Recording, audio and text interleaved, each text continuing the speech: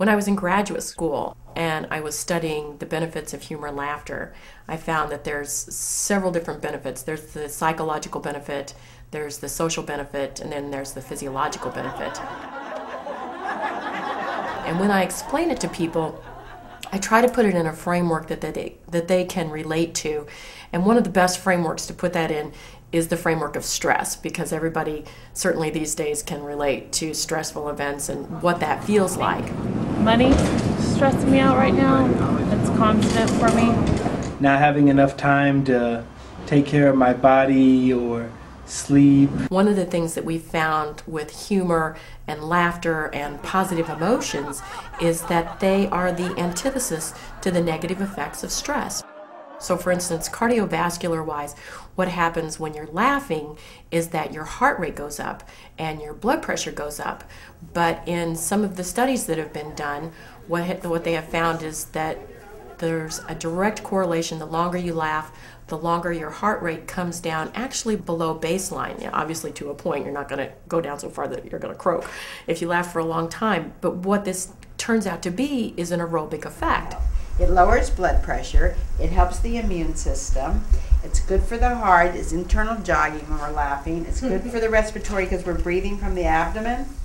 William Fry, who's one of the leading researchers in the field of psychoneuroimmunology, found that 2 minutes of belly laughter was the equivalent to 10 minutes aerobically on a rowing machine.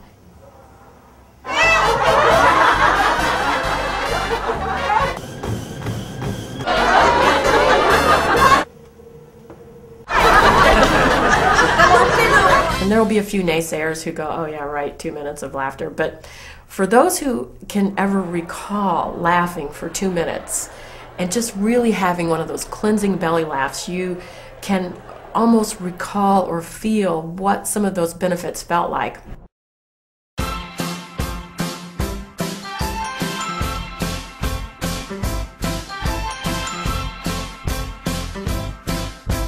Life is not a runway show. It's not so easy, come and go. That much is true. Well, in the 90s, an Indian doctor, Dr. Kataria, who lived in Bombay, read about Norman Cousins, and he was doing a paper on laughter is the best medicine. So he got 5 friends together in the park, and they told jokes for 15 minutes before work. Well, within 2 weeks, everybody heard the same joke. So he said, well, we got to do something else. But because he studies yoga, he said, well, we can laugh for no reason. Your body doesn't know the difference if you're laughing about a joke or just going, ho, ho, ha, ha. You're actually telling your body you're happy. So out of 5 people, now there are 1,000 laughter clubs in India, 6,000 around the world, in 55 countries. You know, once you've laughed with somebody, you know them in a much more intimate sense. If we actually laugh together over something, then we've shared a really intense and joyful moment. Say it's about cancer. Say it's about a world situation. Whatever. If you can laugh with your enemy or your opponent or about the cancer, you're kind of on the same level, and you've gotten power over it. If you have the ability to participate in a group, there's groups to be found out there, and it certainly is beneficial, and there's social implications for doing it with other people.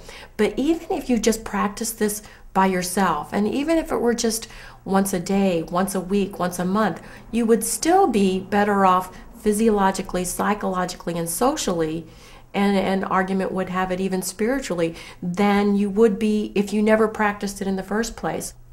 Go see a comedy movie. Go read a comedy book. Go to a comedy club. Go to a laughter club. Get some laughter in your life every day.